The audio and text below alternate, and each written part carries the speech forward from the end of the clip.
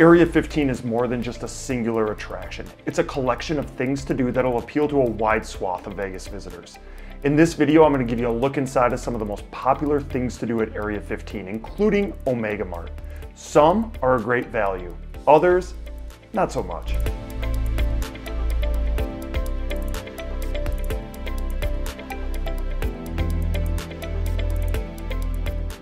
A short $10 to $15 Uber ride from resorts along the Strip, Area 15 is an entertainment complex that's free to get into and explore, although activities do carry a cost. Tickets to attractions at Area 15 can be purchased in advance on their website individually or as part of a bundled experience package that can save you a few bucks provided you're interested in the included activities. The Area 15 experience starts outdoors on what they call Art Island, which is home to a number of unique and photogenic sculptures, but the coolest piece of art is the Infinity Ship, which you can go into, and it uses mirrors to create the perception that you're inside a kaleidoscope. Stepping into the building feels like loading up in a spaceship, then the doors pop open and you're greeted by a towering skull which is illuminated with projection technology and makes one hell of a first impression.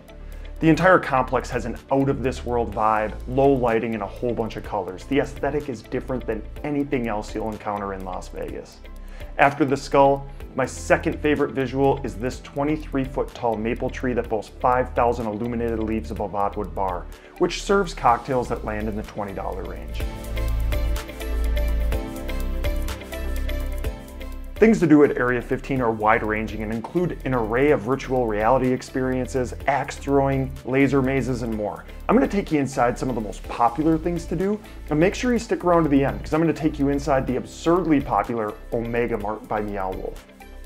Illuminarium is housed in a separate building steps away from Area 15's main entrance and is an immersive video experience that can take you into a light, bright themed world of wonder and even to outer space. I recently checked out Space, A Journey to the Moon and Beyond, and thought the visuals were spectacular, but found the storyline to be a little bit slow-moving and boring. A little bit of a yawner. Still cool, just not as action-packed as I thought it might be. Museum Fiasco is a light show choreographed to music, using mirrors to make the room appear to be much larger than it is in reality. Opinions vary, like with anything, but I thought this one was really cool. Kept my attention for a lot longer than I thought it would.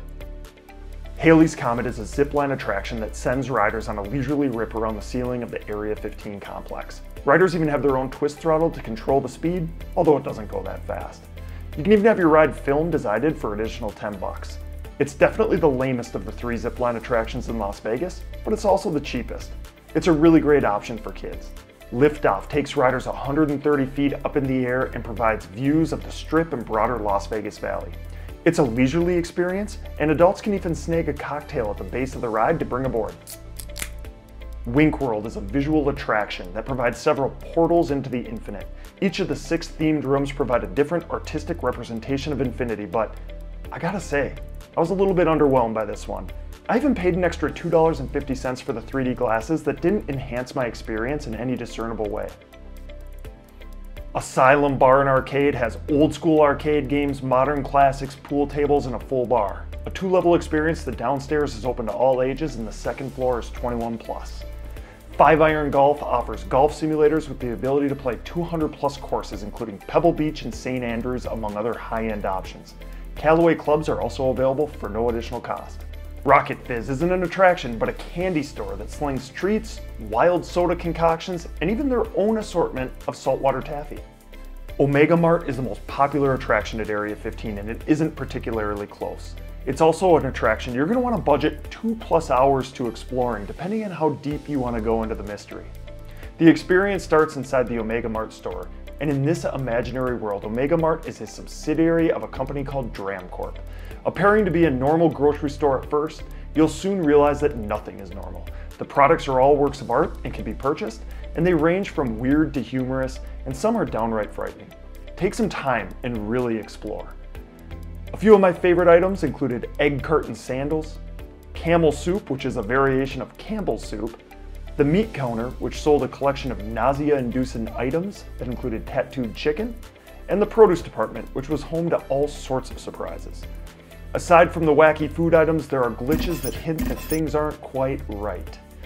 Omega Mart even has an eye in the sky to catch shoplifters. As you explore the store, you're going to uncover portals that'll transport you to a very different setting. And that new environment, it's going to have your jaw on the floor. Before going on, I should point out that there's two very distinct ways to experience Omega Mart. The first is just to wander, explore, gawk, and take photos. That's how I experienced it my first time, and I had a great time. The second is to follow the clues and uncover the truth about what's really going on at DramCorp, along with taking in the sights. If you plan to go that route, I suggest investing $3 at the attraction for an all-access card or a boop card. And that's going to allow you to log into computer terminals around the facility, collect clues to be reviewed later, and even encourages you to complete tasks around Omega Mart that amounts to a pretty fun scavenger hunt that kids especially are going to enjoy. Families and groups can split one card. You don't need to buy more than one.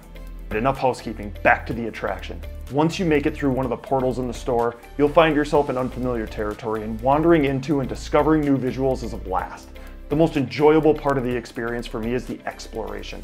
Trying to open doors, looking for little tunnels to crawl through, climbing steep stairwells, turning the corner into a new room that looks nothing like the last, and trying to figure out what the it is you're even looking at.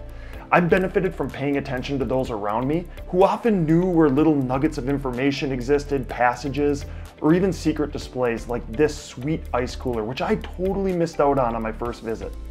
While there is this whole DramCorp backstory that's fun to follow along with, Omega Mart is an art installation first and foremost. Even if you're disinterested in the backstory, the visuals alone make this a compelling attraction to visit. That said, I was determined to dig into the clues and discover the truth behind DramCorp on this, my second visit.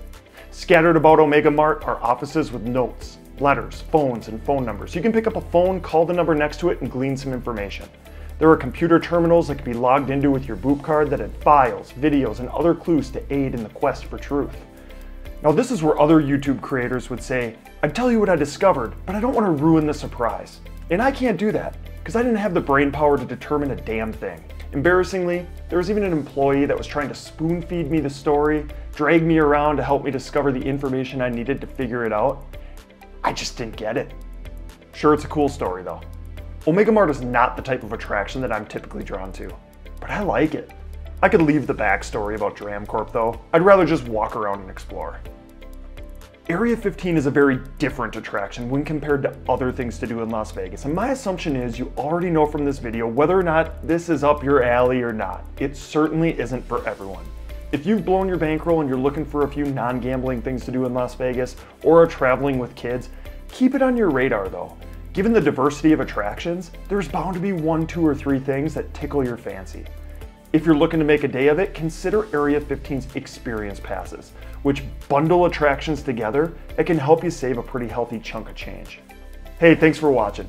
If you've been to Area 15, I'd love to know about your experience down in the comments. I haven't done all the activities there yet, and I want to know what else should be on my radar. Of course, if you think Ike and I are halfway competent at what we do here, make sure you like the video and subscribe to get notified when we release new content.